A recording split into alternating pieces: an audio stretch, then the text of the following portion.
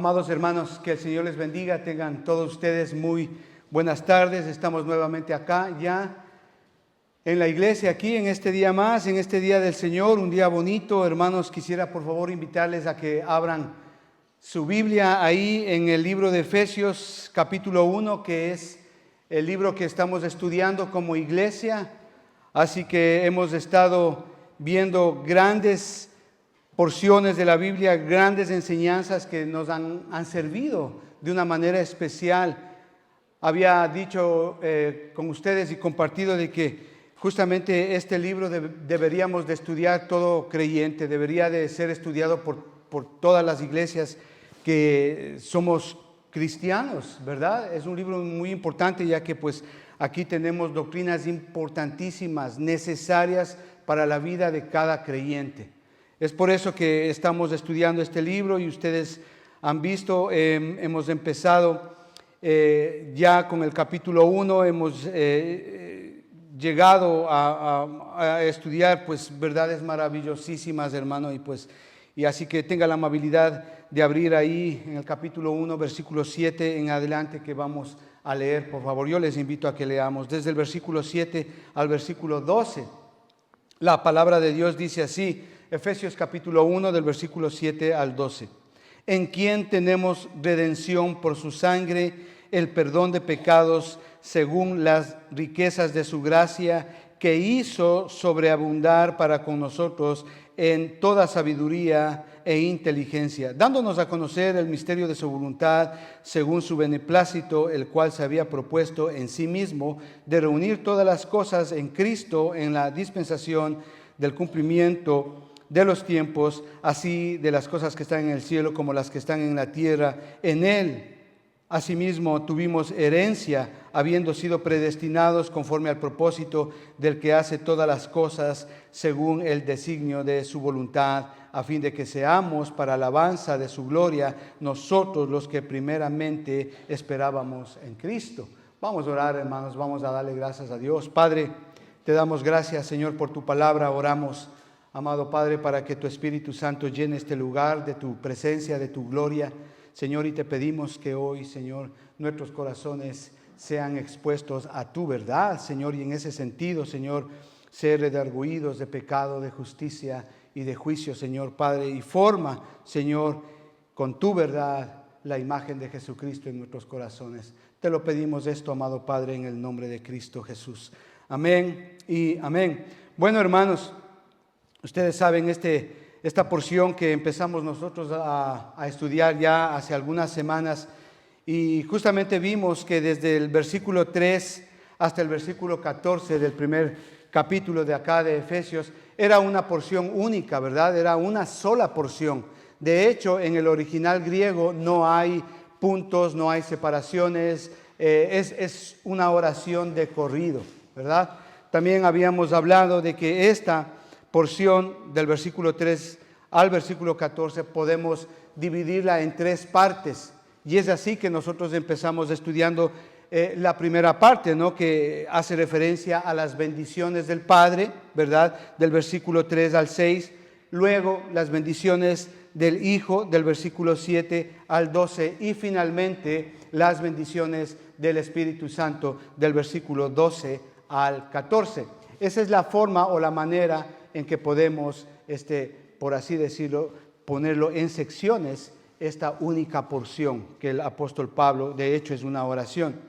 Entonces, si usted ha estado siguiendo los mensajes de las semanas anteriores, usted se dio cuenta que ya la semana pasada acabamos justamente las bendiciones de Dios Padre, y justamente acabamos en el versículo 6. Las últimas semanas hemos estado, por así decirlo, viajando con el Espíritu Santo, ¿verdad?, por la eternidad pasada. Y hemos visto, por así decirlo, el maravilloso plan de Dios, no solamente en referencia a la iglesia, sino específicamente con nosotros, con su pueblo. Y es así que hemos visto doctrinas importantísimas, la predestinación, la elección, la adopción, todas esas doctrinas que son importantes, que debemos de entender. Él nos escogió, nos predestinó, nos adoptó, nos hizo sus hijos y nos aceptó. ¿En qué? En Cristo Jesús. Eso vimos. Hasta ahí llegamos. Esa es la primera porción, la primera parte de esta gran sección que hemos estado estudiando. Es decir, hemos estado, en toda esta parte hemos estado en la eternidad pasada, antes de que todo fuese creado, antes de que todo existiese. Y ahora, de la eternidad pasada, ya nos venimos acá y nos establecemos en la esfera del espacio y del tiempo. Nos establecemos en la esfera de la creación y de lo creado. Y es aquí específicamente donde vemos que el plan de Dios es colocado en las manos del Hijo de Jesucristo para que sea llevado a cabo. ¿Por qué? Porque Jesucristo vino acá, Él se mueve en el tiempo y en el espacio. Él vino acá a esta tierra, a la creación, a lo creado, con todo lo creado, para salvar a todos los que crean en Él. Y no solamente eso, sino también para establecer e instituir la iglesia. Esto es Filipenses capítulo 2, versículos 6 y 8. Lo cantamos en el himno hace un momento. El cual siendo en forma de Dios, no estimó el ser igual a Dios como cosa a que aferrarse, sino que se despojó a sí mismo, tomando forma de siervo, hecho semejante a los hombres, y estando en la condición de hombre, se humilló a sí mismo, haciéndose obediente hasta la muerte y muerte de cruz. Es decir, que el Señor Jesucristo, la segunda persona de la Trinidad, viene de la eternidad a la tierra a ejecutar el plan de Dios Padre que fue establecido en la eternidad pasada. Ahora, en esto debemos de indicar que todo lo concerniente a Jesucristo es un hecho histórico. Es un hecho histórico, no solamente porque tenemos el testimonio bíblico de la palabra de Dios, sino también porque, por ejemplo, en el aspecto secular hay testimonio histórico de que todo lo que pasó con el Señor Jesucristo es cierto. Tenemos a Flavio Josefo, por ejemplo, a Herodoto, que fueron grandes historiadores de aquel tiempo, y ellos dan cuenta de todos estos hechos, de que nuestro Señor Jesucristo nació hace más de 2000 años, nació de una virgen, predicó el Evangelio de la verdad, vivió más o menos 33 años, murió en la cruz, fue crucificado, murió en la cruz, resucitó y luego Él ascendió al cielo. Estas cosas son ciertas. Y como usted ve ahí, versículos 7 y 8 que vamos a estudiar hoy día, dice la palabra, en quien tenemos redención por su sangre. El Señor Jesucristo nos redimió y su redención se llevó a cabo por medio de su sangre. Hablar de la muerte del Señor Jesucristo en la cruz, hablar de su sangre siendo derramada en la cruz, de su sacrificio, hoy por hoy no es una enseñanza que sea muy popular. De hecho, incluso dentro del ámbito evangélico, dentro del ámbito cristiano, hablar y enseñar de la muerte del Señor Jesucristo como que no es tan popular. Muchas veces hiere la sensibilidad de la gente, causa incluso un aspecto repulsivo en la gente hablar de lo que el Señor Jesucristo hizo en la cruz. No es popular hoy día, ofende a la gente. Y esto, como les digo, incluso dentro del ámbito cristiano, en las iglesias, los líderes, los pastores, pues prefieren una religión más suave, que no ofenda, que no afecte la sensibilidad de las personas que asisten a la iglesia. Y obviamente en vez de eso, prefieren predicar un evangelio contemporáneo que justamente evite este tema. Hablan de amor, de que Dios es bueno, de que Dios te acepta tal como eres. hablan de una vida abundante, de paz, de prosperidad y de que todo te va a ir bien. Y cuando, claro, se les pregunta a estas personas que escuchan este tipo de evangelio si quieren ser partes de estas cosas, claro, ellos dicen sí, claro, conviene. ¿Por qué no? Siempre es beneficioso, así dicen, ¿no? Y obviamente hablar de este tema, de lo que es de la cruz, el sacrificio de Jesucristo, no es tan popular hoy día. Lastimablemente eso pasa hoy día. Cuando hablamos de la cruz de Cristo, la cruz de Cristo no apela a nada de estas cosas. No apela a que todo te va a ir bien, no apela a que tú vas a ser próspero, no apela a que todo lo que tú declares eso va a ser, no apela a nada de esto cuando hablamos de la cruz. Ni tampoco a las capacidades o a las obras humanas que el hombre pueda hacer. Una señora en una ocasión se acercó donde el pastor y le dijo: pastor, a mí pues realmente no me gusta que se predique o que se enseñe de la sangre de Jesucristo, del sacrificio, toda la imagen de verle al Señor Jesucristo destrozado, sangrando por ahí en la cruz con muchas heridas en su cuerpo. Le dijo: pastor, me parece que esto es un poquito repulsivo, debería de cambiar su forma de predicar, como que eso no está de moda hoy día. Y el pastor sabiamente, este pastor le predicó: oye, la verdad, eso es cierto. Le dijo: la verdad, eso le respondió: estoy de acuerdo con lo que usted dice, señora, pero lo que resulta verdaderamente repulsivo en todo esto es su pecado y mi pecado. Así que el pecado es el elemento en el tema de la redención por la sangre de Jesucristo.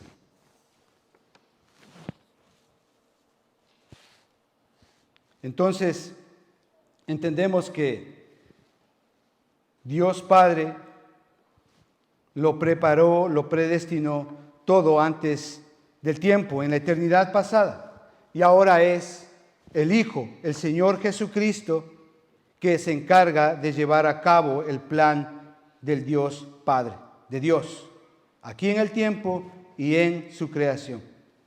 El Padre prepara el proyecto en la eternidad pasada y el Señor Jesucristo ejecuta el proyecto aquí en la creación. Ese es el punto. Por esta razón, el Dios Hijo, es decir, Jesucristo, vino acá a la tierra a ejecutar el plan del Padre. Esto es, salvar a todos los que creen en Él, para que no se pierdan, y también para instituir y establecer la iglesia. ¿Cómo lo hizo? La respuesta es muy sencilla. Sus manos, sus pies fueron taladrados por clavos ahí en la cruz, clavados en la cruz. Le invito a que observemos más detenidamente el versículo 7. En quien tenemos redención por su sangre, el perdón de pecados. ¿Se da cuenta lo que dice ahí? Este versículo es impresionante. Resume básicamente todo el contexto de todo el Antiguo Testamento, ya que en el Antiguo Testamento la expiación del pecado por la sangre de un animal ofrecido en un sacrificio significaba esto, la expiación. Es decir, que solamente la ira de Dios era aplacada por la transgresión hecha. Solamente la ira, pero no quitaba el pecado. Sabemos que solo Cristo podría hacerlo. Por eso, si usted, por ejemplo, me acompaña a Hebreos capítulo 10, versículo 1, dice así, justamente hablando de esto, de este tema que estamos enseñando acá: porque la ley, teniendo la sombra de los bienes venideros, no la imagen misma de las cosas, nunca puede, por los mismos sacrificios que se ofrecen continuamente cada año, hacer perfectos a los que se acercan. Es eso de lo que estamos hablando. Luego, más adelante en el versículo 6, dice así: holocaustos y expiaciones por el pecado no te agradaron. Entonces dije, ¿nota usted aquí la conversación intertrinitaria que hay acá entre el Dios Padre y el Dios Hijo?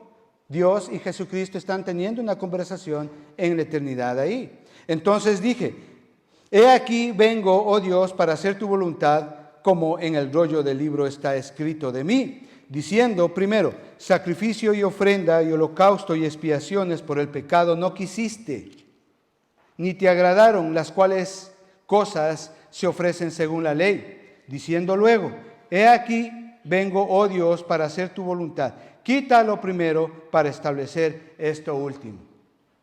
Qué lindo, ¿no? De la ley pasamos a la gracia. Eso es lo que está diciendo acá. Versículo 10. En esa voluntad somos santificados mediante la ofrenda del cuerpo de Jesucristo, hecha una vez para siempre. Y ciertamente todo sacerdote está día tras día ministrando y ofreciendo muchas veces los mismos sacrificios que nunca pueden quitar los pecados. Pero Cristo, habiendo ofrecido una vez para siempre un solo sacrificio por todos los pecados, se ha sentado a la diestra de Dios. De ahí en adelante esperando hasta que sus enemigos sean puestos por estrado de sus pies. Porque con una sola ofrenda hizo perfectos para siempre a todos los santificados. ¿Recuerda? Nosotros estudiamos hace ya creo un mes y más quiénes son los llamados a ser santos, ¿verdad? Es un tema que usted ya sabe. Pero eso es lo que justamente está haciendo el Señor Jesucristo.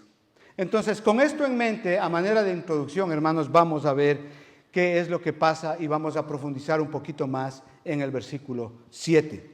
Así que yo le invito a que leamos nuevamente. Versículo 7 dice, ¿en quién tenemos redención por su sangre? Efesios capítulo 1, versículo 7. ¿En quién tenemos redención por su sangre, el perdón de pecados, según las riquezas de su gracia? La traducción literal de este texto en el original griego dice la redención. Yo no sé por qué aquí suprimieron, en la Reina Valera suprimieron el artículo la, en quien tenemos redención.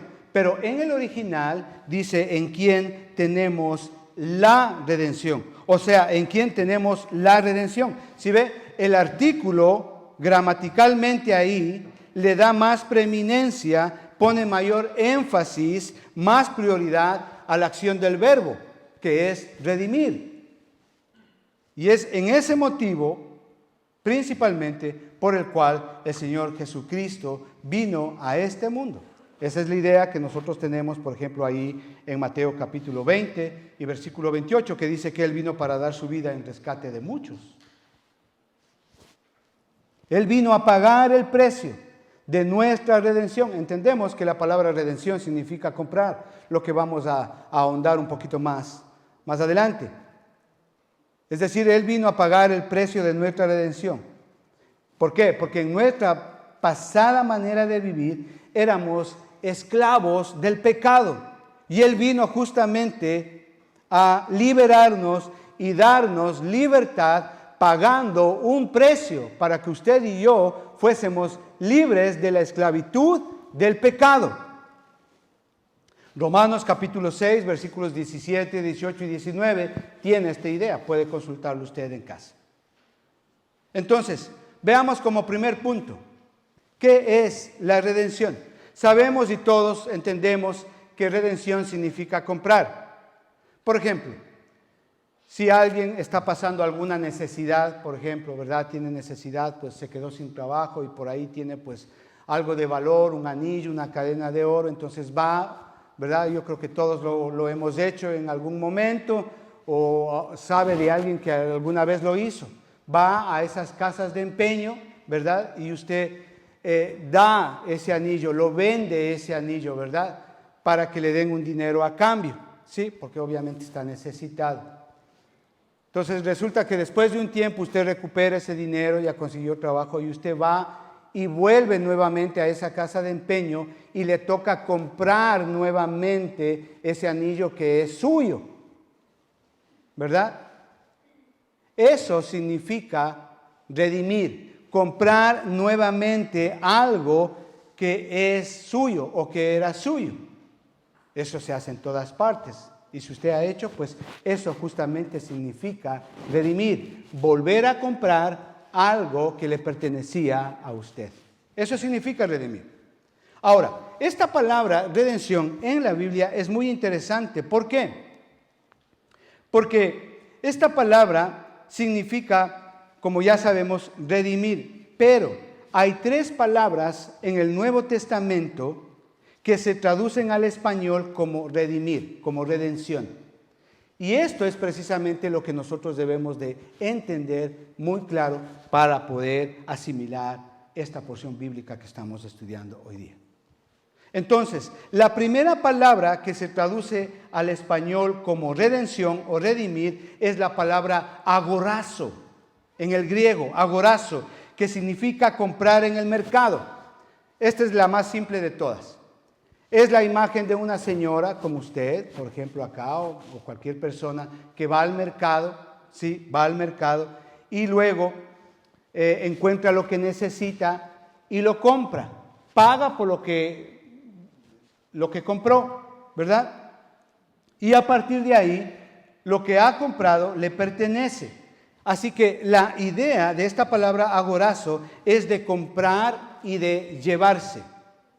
Precisamente esta palabra el apóstol Pablo la utiliza en 1 Corintios capítulo 6 y versículo 20, porque dice así: porque habéis sido comprados agorazo, por precio. Glorificad pues a Dios en vuestros cuerpos y en vuestro espíritu, los cuales son de Dios. La otra palabra que se traduce al español como redención o redimir es la palabra exagorazo.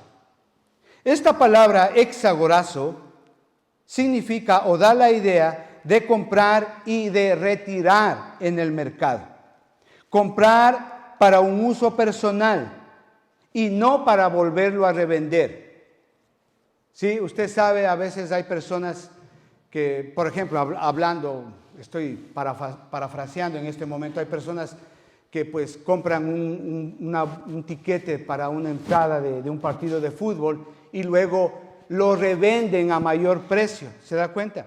Pero esta palabra, exagorazo, precisamente da la idea opuesta, que no se puede vender nuevamente, ¿ok? Y es la palabra que justamente Pablo utiliza ahí en Gálatas capítulo 6 y versículo 13.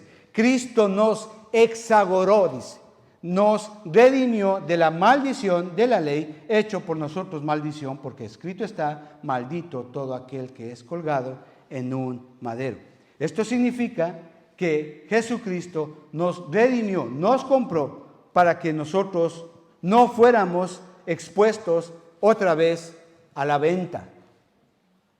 Él ha pagado un precio, nos sacó del mercado de los esclavos y ahora le pertenecemos. Esa es la idea de exagorazo. La otra palabra que se traduce en español como redención o redimir es la palabra apolutrosis, que es justamente la que Pablo está utilizando aquí en el versículo 7 de Efesios capítulo 1. Esta palabra apolutrosis, que es la que se usa acá en el versículo, significa o da la idea de comprar y liberar por medio de un pago de un precio. Lucas capítulo 21, versículo 28 tiene esta misma palabra, utiliza esta misma palabra. Está hablando ahí de los tiempos finales, cuando estas cosas comiencen a suceder. Erguíos y levantad vuestra cabeza, porque vuestra redención está cerca. Esta palabra quiere decir que no solo se va al mercado y se paga lo que cuesta, sino también, o también que se lo puede sacar del mercado para un uso personal y no revenderlo, sino que también esta palabra significa ponerlo en libertad o liberarlo después de haberlo rescatado de la esclavitud. ¿Cómo? Pagando un precio. Esta palabra se aplica obviamente a la idea de la compra de un esclavo para rescatarlo de la esclavitud y ponerlo en libertad. ¿Sabe que en el tiempo cuando Pablo escribe esta carta a los Efesios, se calcula que más o menos en el Imperio Romano había como 6 millones de esclavos y todos eran comprados y revendidos como cosas, como muebles, eran comprados y revendidos. Pero la ley en ese tiempo era que si tú compras un esclavo, tú no le puedes ponerle en libertad. Puedes revenderlo, sí. Puedes seguir siendo esclavo, sí, pero no podías ponerlo en libertad. Y es paradójicamente, esto es lo que hizo el Señor Jesucristo por nosotros. Él pagó un precio por nosotros y nos liberó de la esclavitud del pecado. Gálatas, si retrocedemos un poquito, Gálatas capítulo 5, versículo 1, dice así: estad pues firmes en la libertad con que Cristo nos hizo libres, y no estéis otra vez sujetos al yugo de la esclavitud. Ahí mismo en Gálatas capítulo 1, versículo 4, tiene el mismo sentido, el mismo entendimiento. Gálatas 5:1, el cual se dio a sí mismo por nuestros pecados para liberarnos del presente siglo malo, conforme a la voluntad de nuestro Dios y Padre. Liberarnos, pagar un precio y ponernos en libertad de la esclavitud del pecado.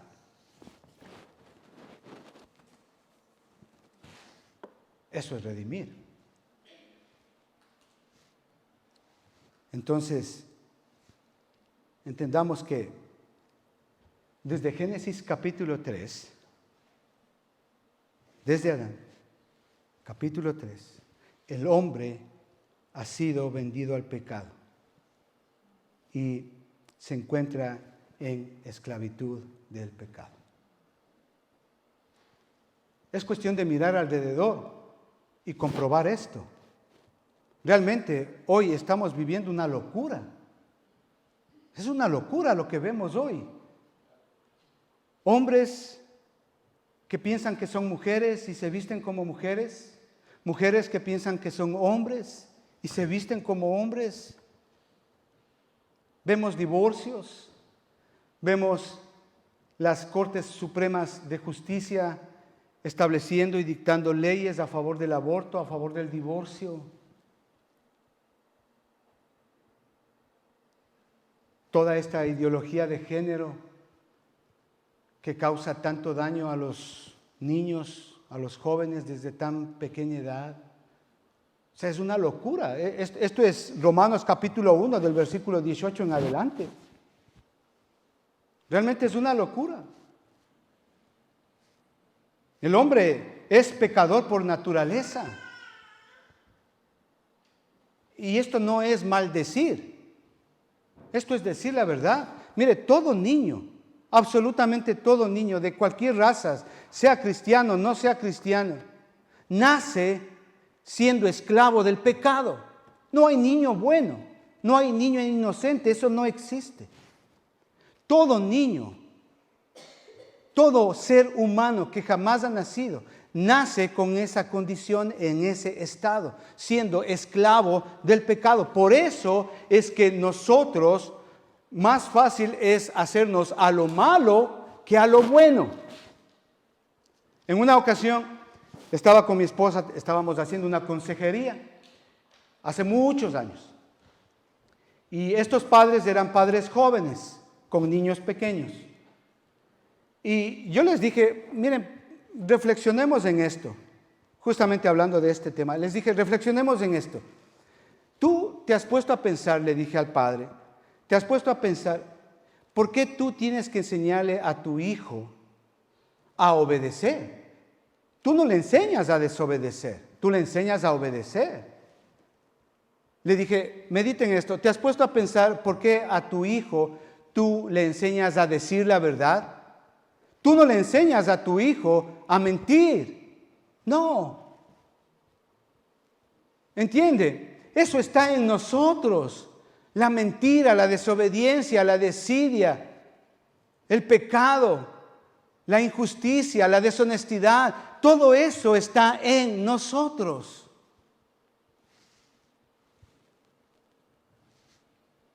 Sin embargo, el Señor Jesucristo vino a pagar un precio para liberarnos de esa esclavitud que tenemos con respecto al pecado. Ese es el punto acá. Juan capítulo 8, versículo 36. Dice que si el Señor Jesucristo os libertare, seréis verdaderamente libres. En Él tenemos verdadera libertad.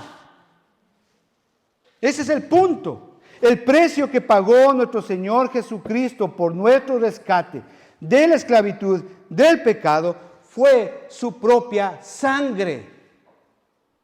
Primera de Pedro, capítulo 1, versículos 18 y 19. Dice así: sabiendo que fuisteis rescatados de vuestra vana manera de vivir, la cual recibisteis de vuestros padres, no con cosas corruptibles como oro o plata, sino con la sangre preciosa de Jesucristo, como la de un cordero sin mancha y sin contaminación. Amén. Miren, lo más valioso que usted puede dejarle a su hijo no son las fincas, no son las casas, no es una buena cuenta bancaria, no. Lo mejor que usted puede dejarle a Jesucristo, a sus hijos, es a Jesucristo en el corazón de sus hijos. La sangre de Jesús tiene mucho más valor que cualquier oro, que cualquier plata que usted pueda darles a sus hijos. Muchísimo más valor.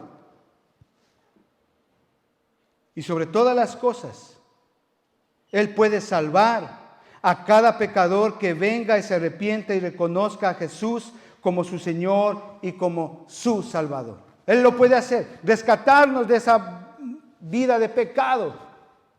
Como leía nuestro hermano, la reflexión lo hizo excelente. Antes vivíamos de una manera terrible, caminos malos. Pero clamamos a Jehová y Jehová responde. Y Él nos conduce y nos guía por un camino de paz, por un camino de bendición. Eso es. Escuchen, nosotros no tenemos redención porque a usted le parece o porque usted hizo algo bueno. No, nada de eso. Nosotros tenemos redención por medio de la sangre de Jesucristo. Y la razón, ¿sabe por qué es eso? Porque según Hebreos capítulo 9 y versículo 22 dice que sin derramamiento de sangre no hay remisión de pecado. ¿Entiende eso? Sin derramamiento de sangre no hay remisión de pecado. Esa es la razón por la cual usted y yo somos liberados y perdonados del pecado, de la esclavitud del pecado. Así que por su sangre derramada, que es el precio que Jesucristo paga por nuestra libertad, nosotros tenemos, como dice ahí, perdón de pecados. En quien tenemos la redención por su sangre, el perdón de pecados. Escuche esto. Nuestro perdón no es un acto de Dios impulsado por sus sentimientos o por las emociones que pueda tener Dios. No. O sea, no es que Dios dice, ok, le voy a perdonar a fulano de tal, porque, ok, me cayó bien y bueno, pues vamos a poner todos sus pecados ahí debajo de la alfombra y vamos a hacer como que nada no ha pasado, borrón y cuenta nueva. Así no perdona a Dios. O a veces hay gente que piensa que Dios nos perdona porque, bueno, como que Él hizo pues la vista a un lado, ¿verdad? Como que dijo, bueno, no vi o no he visto los pecados que Él ha cometido, y en ese sentido pues desechamos o desestimamos lo que es la justicia, la rectitud y la santidad de Dios. Y así no es que nos perdona Dios. No, Dios no nos perdona de esa manera. Entienda que el perdón de Dios que nosotros recibimos es porque se ha derramado sangre, ha habido un sacrificio, ha habido un pago que se ha hecho por la transgresión. Esa es la manera en que Dios perdona. Requiere el pago del castigo por el perdón. Y sin Él no habría perdón. Escuche, sin Él, sin la sangre de Jesucristo, Sin el precio que pagó el Señor Jesucristo ahí en la cruz, usted y yo no seríamos perdonados jamás, seríamos condenados directamente a la eternidad sin Dios en el infierno. Esto nos lleva a entender el segundo punto, ahí mismo en el versículo 7. Perdón de pecados. ¿Qué significa esto? Entonces entendemos lo que es redención, ahora vamos a entender lo que es perdón de pecados. ¿Qué es perdón de pecados? Yo no sé si usted se ha puesto a reflexionar en esto, meditar en esto, ¿verdad? Sabe que hay una diferencia entre el perdón humano y el perdón divino. No son lo mismo. ¿Se ha puesto a pensar usted eso? El perdón humano está basado en el hecho de que se merece un castigo, ¿verdad? Por ejemplo, alguien le hizo algo a usted, alguien le robó, el esposo fue infiel, la esposa fue infiel, y en ese sentido, pues, se merece un castigo por el agravio recibido, ¿verdad? Se merece un castigo. Mayor o menor, pero se merece un castigo. Pero el punto es que aquí este castigo en el perdón humano no es impuesto, no se ejecuta, no se hace nada. ¿Sí? Ha habido ocasiones en que el esposo es infiel y la esposa, pues bueno, le ama, le dice, bueno, mi amor, yo te amo, ¿sabes qué? Tenemos 8 hijos, sigamos adelante, pues no ha pasado nada, borrón y cuenta nueva. Esa es la manera en que perdonamos los hombres. ¿Sí? Esa es la manera en que perdonamos los hombres. Aunque se merece castigo, ese castigo no es ejecutado. Bueno, él me robó tanto dinero y pues bueno, ya le perdono, listo, ya está, y somos amigos nuevamente y ya está. ¿Me entiende? Aunque se merece un castigo, el castigo no es ejecutado. Hablando, por ejemplo, ya de temas familiares, la desobediencia de los hijos, etcétera. Claro, ¿cuántas veces nuestros hijos nos han hecho tener muchísimas iras? Y han hecho cosas, pero, oh, Dios mío, que ni siquiera son nombrables, ¿verdad? Pero aún así, como padres, nosotros les perdonamos. ¿Se merecen castigo? Claro. Pero nosotros, ok, mi hijo, ya no lo vuelva a hacer. ¿Sí ve? Esa es la manera en que el perdón humano es. Aunque se merece castigo, el castigo no es ejecutado. Sin embargo, el perdón divino, debemos de entender que Dios, por sobre todas las cosas, en su esencia, Él es santo y justo. Entonces, el perdón divino está basado en el hecho de que se ha desobedecido una orden de Él, se ha transgredido y debe, por lo tanto, haber una ejecución del castigo. Y obviamente el precio debe haber sido ya pagado. Es así como es el perdón divino. El perdón divino depende del castigo que se ha ejecutado. ¿Por qué? Porque la justicia de Dios, la justicia de la ley, requiere que se pague el castigo y se cumpla la pena. Por eso es que sin derramamiento de sangre no hay remisión de pecado.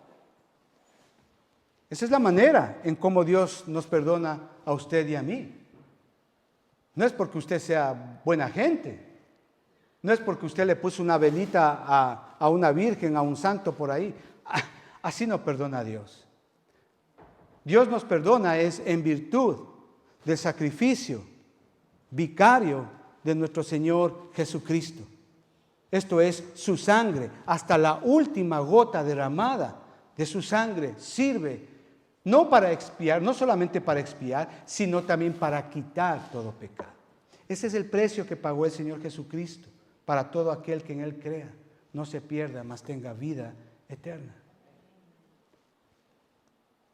Es decir que si Dios nos perdona en base del castigo que ya ha sido ejecutado, gloria a Dios por eso. ¿Cuándo ocurrió eso?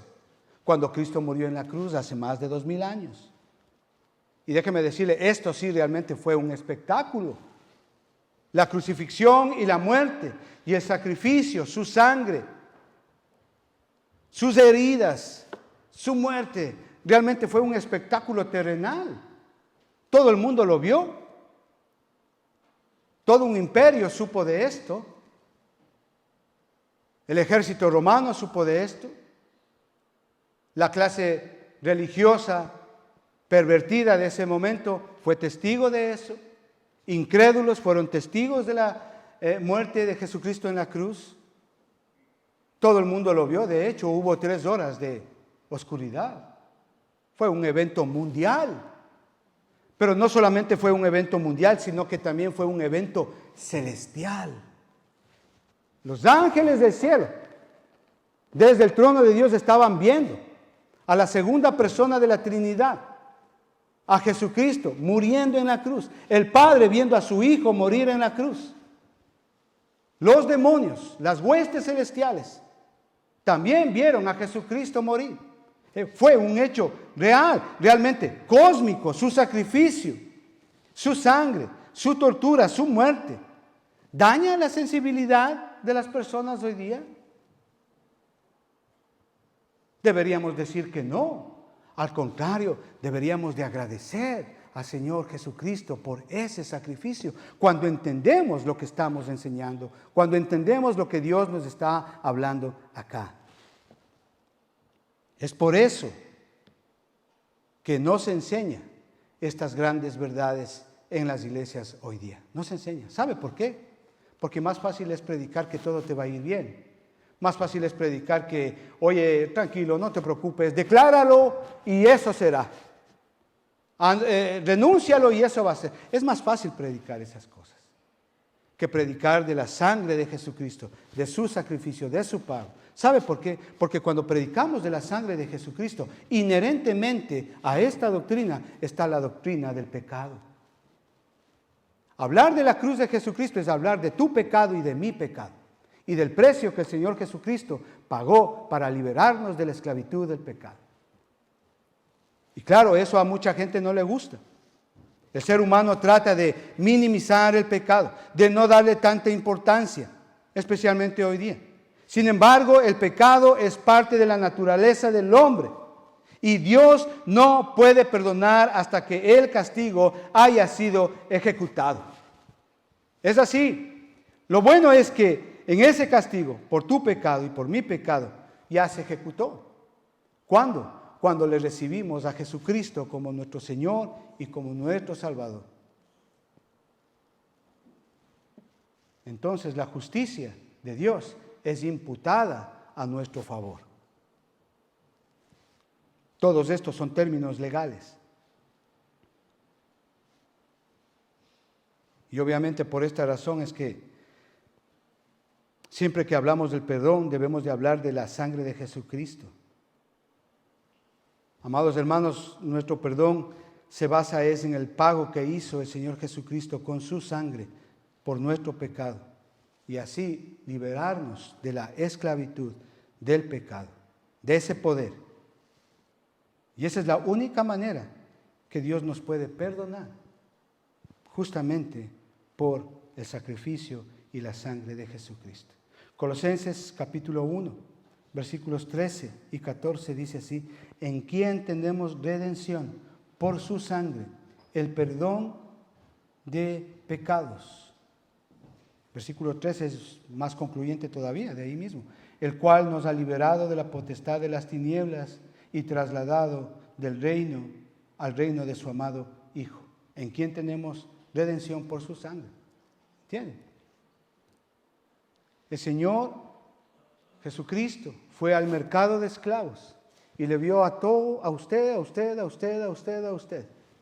Y le vio ahí detrás de las rejas, en la esclavitud del pecado. Y el Señor le compró a usted. Y el precio que el Señor Jesucristo pagó fue su sangre derramada. Y lo liberó a usted de la esclavitud del pecado. Ahora usted le pertenece a Jesucristo y nadie más puede revenderlo o recomprarlo, nadie más. Ahora le pertenecemos a Jesucristo, a Él. Hechos capítulo 26 y versículo 18 dice: para que abran sus ojos, para que se conviertan de las tinieblas a la luz y de la potestad de Satanás a Dios, para que reciban por la fe que es en mí perdón de pecados y herencia entre los santificados. La idea siempre es la misma. Es en Jesucristo, es en la muerte de Jesús, en la cruz, donde se halla el fundamento de nuestro perdón. En Cristo recibimos perdón, mientras que el pecado empobrece, la gracia enriquece. Tercer punto, versículos 7b y versículo 8. Según las riquezas de su gracia que hizo sobreabundar para con nosotros en toda sabiduría e inteligencia. Las riquezas de su gracia es la gracia que salva. Es el favor inmerecido de Dios a los que salva. Y sin esta nadie puede salvarse. Y solo Dios puede hacerlo. Y solo hay un camino para ser beneficiados por esa gracia salvadora. Y ese camino es a través de la fe en Jesucristo. Por los méritos que Él hizo en la cruz. En Él somos redimidos y somos perdonados. Es en la cruz, en Jesucristo, que somos favorecidos por la gracia salvadora del Padre. A veces decimos, yo soy salvo por gracia.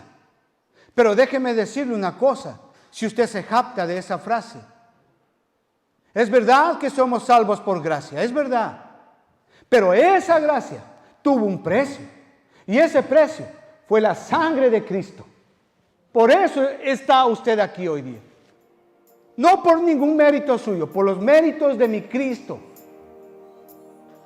Él pagó un precio. Por eso usted puede decir, por salvo soy gracia.